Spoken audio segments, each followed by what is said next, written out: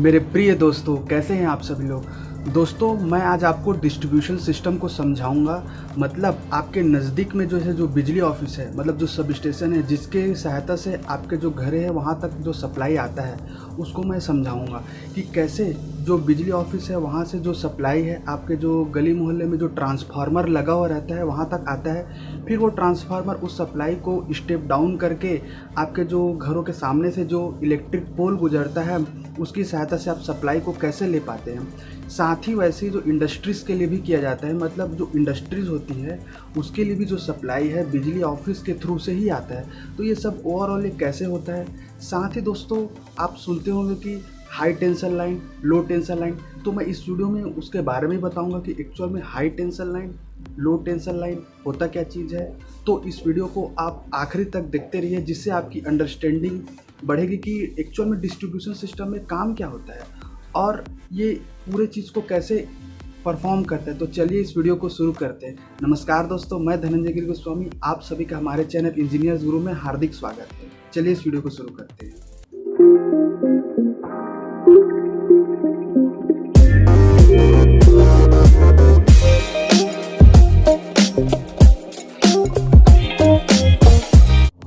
चलिए दोस्तों, distribution system को समझ लेते हैं। डिस्ट्रीब्यूशन सिस्टम को समझने के पहले थोड़ा पावर सिस्टम को समझ लेते हैं शॉर्ट में कि एक्चुअल में पावर सिस्टम होता क्या चीज़ है। तो देखिए दोस्तों, जो इलेक्ट्रिसिटी है उसको सबसे पहले जनरेट किया जाता है, तो ये जनरेशन सिस्टम के अंतर्गत आता है। फिर उस जनरेशन के जो जनरेटेड पावर है उसको ट्रांसमिट किया जाता है बड़े बड़े इलेक्ट्रिक टावरों की सहायता से। जैसे कि आप सुनते होंगे 400 kV, 765 kV, मतलब 7,65,000 वोल्ट। तो इस तरह इलेक्ट्रिसिटी को पावर प्लांट में जनरेट करते हैं। जनरेशन के बाद उसको बड़े बड़े इलेक्ट्रिक टावरों की सहायता से ट्रांसमिट करते हैं, जैसे कि एक राज्य से दूसरे राज्य में ट्रांसमिट करना है। उसके बाद जो इलेक्ट्रिकल एनर्जी है उसको लोकल यूज़ के लिए दिया जाता है, मतलब जैसे कि आप हैं, मैं हूँ, इसको घर में यूज़ करने के लिए दिया जाता है। उसके बाद जो इंडस्ट्रीज़ है उसको इलेक्ट्रिकल एनर्जी, मतलब जो बिजली है, उसको दिया जाता है। तो ये पूरा जो डिस्ट्रीब्यूशन का काम है, मतलब जैसे जो कंज्यूमर को देना है, इंडस्ट्रीज़ को देना है इलेक्ट्रिकल एनर्जी को, तो ये जो काम है ये डिस्ट्रीब्यूशन का काम रहता है। तो ये डिस्ट्रीब्यूशन सिस्टम के अंतर्गत आता है। तो एक्चुअल में डिस्ट्रीब्यूशन सिस्टम का काम क्या रहता है कि जो इलेक्ट्रिकल एनर्जी जनरेट हुआ है ट्रांसमिशन सिस्टम से लेता है, उसके बाद इसको कंज्यूमर को देता है कि ताकि जो कंज्यूमर है उसको यूज़ कर सके इलेक्ट्रिसिटी को। चलिए दोस्तों, आपको मैं डिस्ट्रीब्यूशन सिस्टम को इमेज से दिखा दूं। जैसे कि आप साइड में देख पा रहे हैं कि डिस्ट्रीब्यूशन सिस्टम को एक डायग्राम में रिप्रेजेंट कर रहा है। बीच में आप देख पा रहे हैं एस लिखा है, मतलब वही सब स्टेशन है, मतलब जो बिजली ऑफिस है, जहाँ से आपके जो घर है, आपका जो इंडस्ट्रीज़ है, वहाँ तक जो इलेक्ट्रिसिटी है वो पहुँचता है। तो जैसे आप देख पा रहे हैं बीच में सब स्टेशन है, उसके बाद फीडर लगा हुआ है, मतलब फीडर की सहायता से ही जो बिजली ऑफिस है और आपके जो गली मोहल्ले में जो ट्रांसफार्मर लगा हुआ रहता है वो कनेक्ट होता है। मतलब 11,000 वोल्ट बिजली ऑफिस से जो सप्लाई आपके जो गली मोहल्ले में जो ट्रांसफार्मर लगा हुआ रहता है वहाँ तक आता है। फिर आपके जो गली मोहल्ले में जो ट्रांसफार्मर लगा हुआ रहता है वो एक स्टेप डाउन ट्रांसफार्मर होता है, जो वोल्टेज को स्टेप डाउन करता है। मतलब जो 11 किलो वोल्ट है उसको 400 वोल्ट और 220 वोल्ट से 240 वोल्ट में कन्वर्ट करता है। जो गली मोहल्ले में जो ट्रांसफार्मर लगा हुआ रहता है वो पूरा एक स्ट्रक्चर में होता है, उसको DTR स्ट्रक्चर कहते हैं।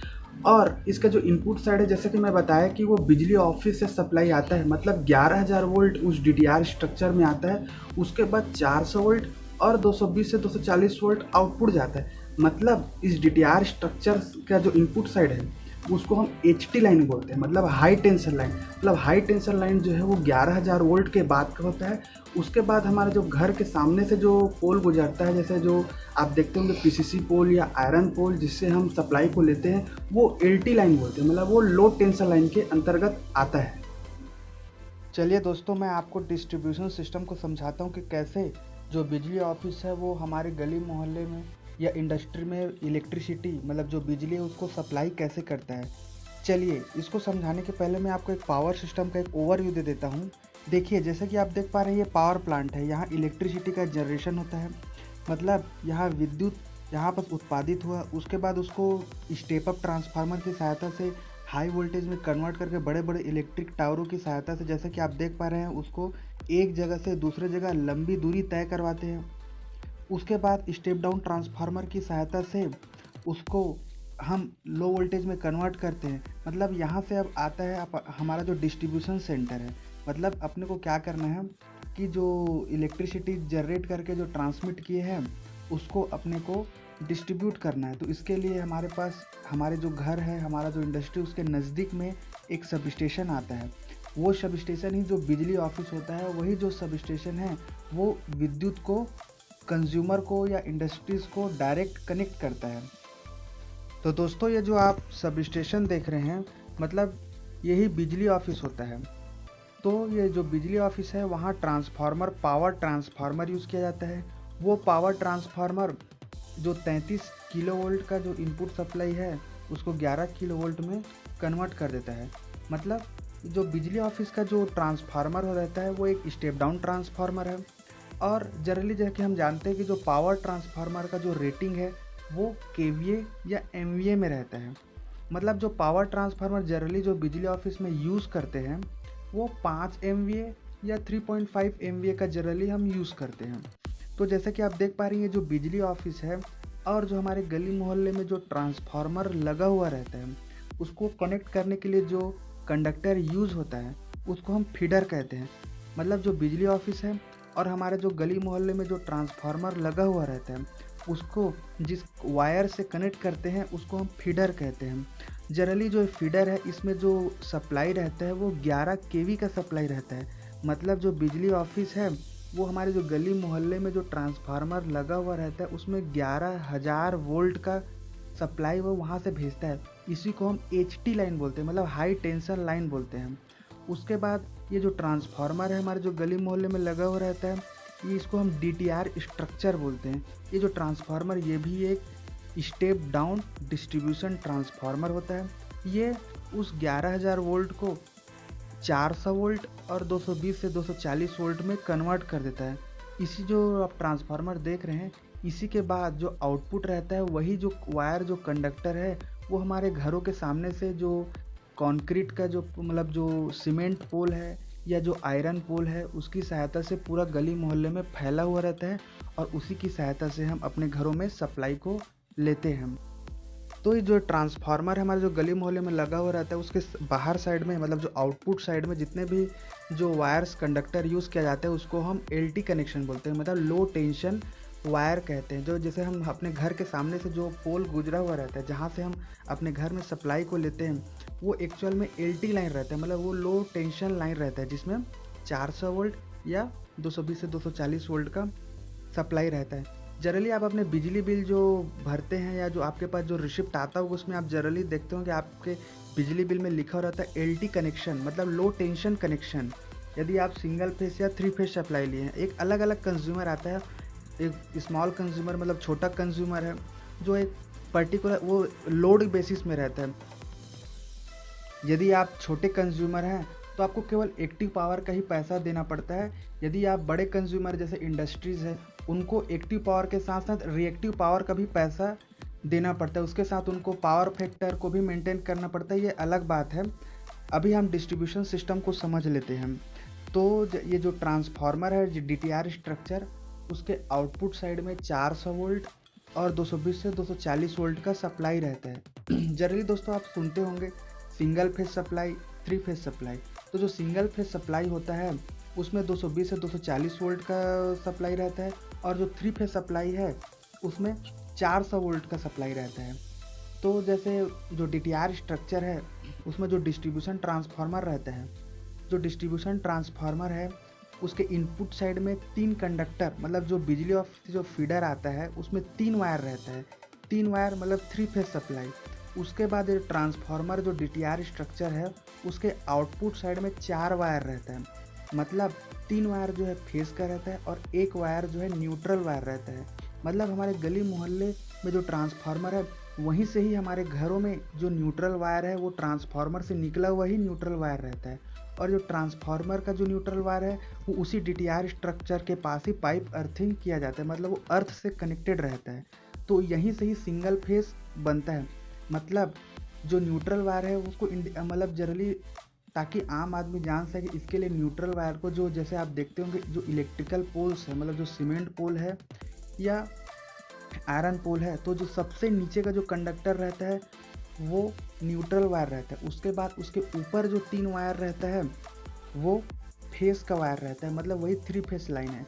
तो ऊपर का जितने भी 3 वायर है तो 2 वायर के बीच का जो वोल्टेज है वो 400 वोल्ट रहता है, और जो ऊपर के तीनों वायर में से कोई सा भी एक वायर और नीचे का न्यूट्रल दोनों के बीच के वोल्टेज को ले तो वो 220 से 240 वोल्ट रहता है। ये सिंगल फेज सप्लाई। तो बहुत से जो कंज्यूमर हैं वो सिंगल फेज सप्लाई भी लेते हैं और साथ ही 3 फेज सप्लाई भी लेते हैं। तो जब सिंगल फेस लेते हैं तो उसी फेस और कोई सा भी एक फेस और न्यूट्रल को लेते हैं, और जब 3 फेस सप्लाई लेते हैं तो वो तीनों फेस और साथ ही वो न्यूट्रल चारों वायर को लेते हैं, ताकि वो समय के साथ सिंगल फेस और 3 फेस दोनों लोड को ही आराम से चलाया जा सके। साथ ही दोस्तों जब आप जैसे देखते होंगे कि आपके घर के सामने से 5 वायर पोल में गुजरा हुआ रहता है, तो आप में डाउट होता होगा कि ये 3 फेस है और नीचे वाला न्यूट्रल है, तो ऊपर से जो चौथे नंबर का वायर है वो किसका होगा? तो ये स्ट्रीट वायर का है। मतलब जो जनरली जो इलेक्ट्रिकल पोल्स में जो स्ट्रीट जो लैंप यूज़ करते हैं वो उनका वायर रहता है। ये एक जगह पूरे जो मोहल्ले हैं उसका जो कनेक्शन है पूरे स्ट्रीट लाइट का एक जगह रहता है। तो वो जो ऊपर से जो चौथा नंबर का जो कंडक्टर है वो स्ट्रीट लाइट के लिए रहता है, मतलब डिसाइडेड रहता है कि ये स्ट्रीट लाइट का ही रहेगा। तो इस तरह जो ऊपर का 3 वायर जो है वो 3 फेस हो गया, और उसके बाद जो चौथे नंबर का वायर है वो स्ट्रीट लाइट का हो गया। उसके बाद जो ऊपर से 5वें नंबर का वायर हुआ नीचे की तरफ वो न्यूट्रल वायर हो गया। तो ये इस प्रकार जनरली आप अपने आसपास देखते होंगे डिस्ट्रीब्यूशन सिस्टम में के अंतर्गत ये आता है। तो दोस्तों जैसा कि मैं बताया कि ये जो बिजली ऑफिस है, सब स्टेशन है, और हमारे जो गली मोहल्ले में जो ट्रांसफार्मर रहता है उसको कनेक्ट करने के लिए फीडर का उपयोग किया जाता है। और इसी फीडर में 11 केवी मतलब 11,000 वोल्ट का सप्लाई रहता है।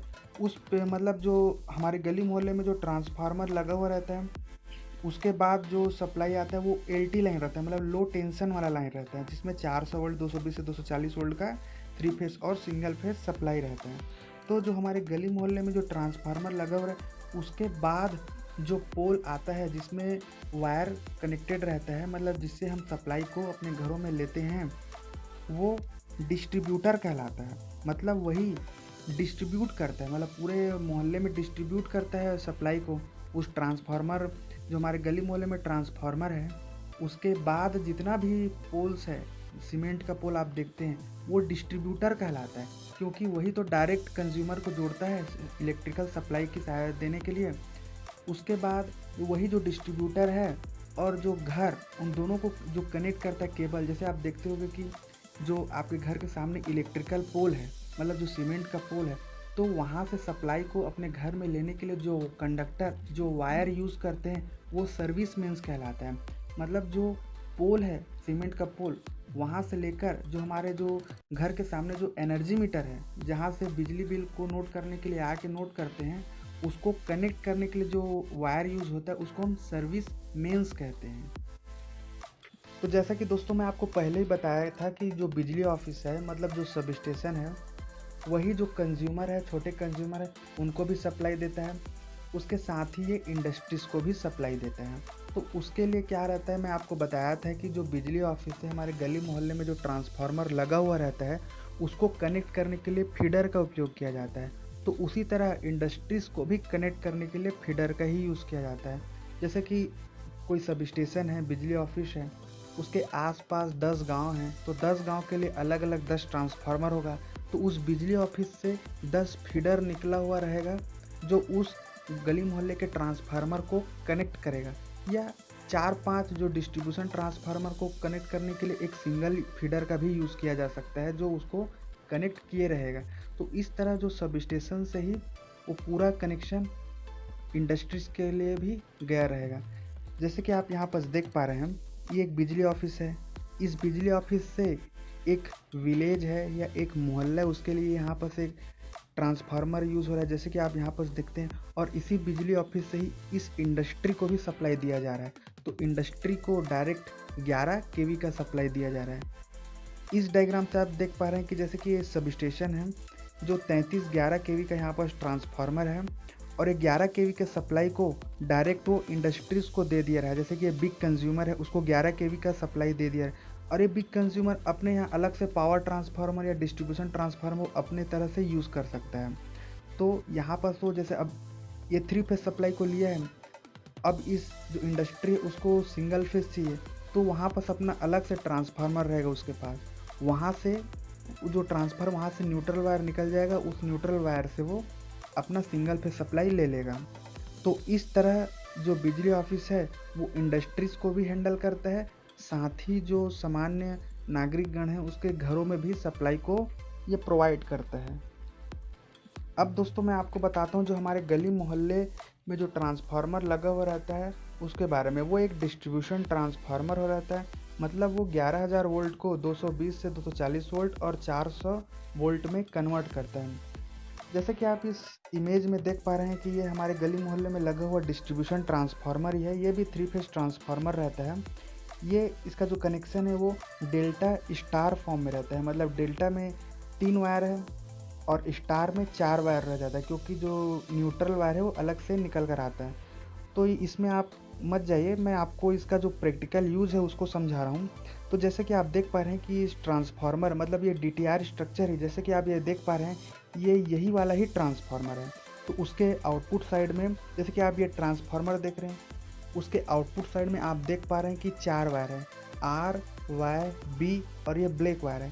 तो R मतलब रेड वायर, Y मतलब येलो और B मतलब ब्लू वायर, और ये जो ब्लैक वायर है वो न्यूट्रल वायर है। तो उसको मैं इस डायग्राम से समझा रहा हूँ। तो RYB और नीचे वाला न्यूट्रल वायर है। तो जैसे आपके देखो ये पहला हाउस है, मतलब ये पहला घर है, वो सिंगल फेज सप्लाई लिया है, तो ये ऊपर का कोई सा भी वायर ले सकता था RYB में से, तो ये B को लिया है और नीचे के न्यूट्रल को लिया है।